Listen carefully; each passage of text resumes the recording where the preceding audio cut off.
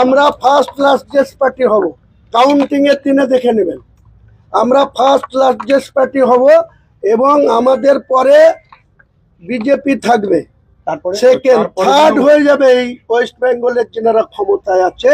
এনাদের result 75 cross করতে পারবে না। আপনি আজকের দিনে আমি বলে রাখলাম এই পবিত্র দরবার শরীফে দাঁড়িয়ে, আপনারা ইলেকশন কবে হবে? আজকের দিনে 50-50 চান্স। ইলেকশন নাও হতে পারে এপ্রিলের মধ্যে, কারণ ইলেকশন 25শে এপ্রিলের মধ্যে করতে হবে, না হলে 5ই মে রাত্রি 12টার পরে এই বাংলাতে রাষ্ট্রপতি শাসন চালু হয়ে যাবে। তখন বুঝতে পারবেন যে এই তৃণমূলের অবস্থাটা কোন জায়গায় গিয়ে দাঁড়াবে।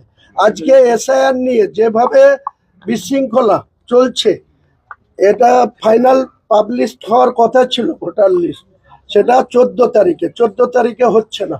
যদি ফেব্রুয়ারির মধ্যে ফাইনাল লিস্ট না হয়, তাহলে election commission first week of মার্চে ইলেকশনের শিডিউল ডিক্লেয়ার করতে পারবে না। আর সেটা যদি না পারে, তাহলে দেখবেন ইলেকশনটাই আর এপ্রিলে হবে না। আমি চাইছি না, অটোমেটিক করছে মমতা ব্যানার্জির এই সমস্ত মানে কি বলবো ভুল পদক্ষেপ। এসআইআর নিয়ে বিরোধিতা করতে গিয়ে তাদের কোনো এমএলএ মনিরুল ইসলাম থেকে শুরু করে বহু জায়গায় যে ধরনের হুঙ্কার ছাড়ছেন এসআইআর নিয়ে, আননেসেসারি মুসলমান ভাইদের ওদের সিস্টেমের জন্য রাজ্যের যারা এসআইআর এর কাজ করছে সেই সমস্ত বিএলও, ইলেকশন ওসি, এআরও এদের ভুলভাবে লোড করার জন্য আজকে হাজার হাজার লাখ লাখ মুসলমানকে আজকে বিডিও অফিসে গিয়ে দাঁড়িয়ে হয়রানি হতে হচ্ছে। লাস্ট কোশ্চেন একটা ছোট, যদি এসআইআর যদি না হয়, আপনি রাষ্ট্রপতি শাসন বলছেন, তাহলে এর জন্য দায়ী কারা? রাজ্য সরকার দায়ী।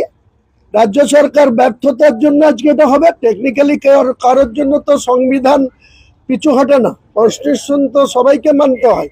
আজকে যদি ডিউ টাইমে এই এসআইআর এর কাজ সম্পূর্ণ না হয়, ফাইনাল ভোটার লিস্ট যদি পাবলিশ না হয়, অটোমেটিক কোর্সে রাষ্ট্রপতি শাসন হবে। কিছু করার নেই, কারো কিছু করার নেই। এটা শুভেন্দুর ইচ্ছাতে হবে না, হুমায়ুন কবিরের ইচ্ছাতে হবে না, মমতা বন্দ্যোপাধ্যায়ের ইচ্ছাতে হবে না, অটোমেটিক কোর্সে হবে। দায়ী রাজ্য সরকার, রাজ্য সরকারের ব্যর্থতা।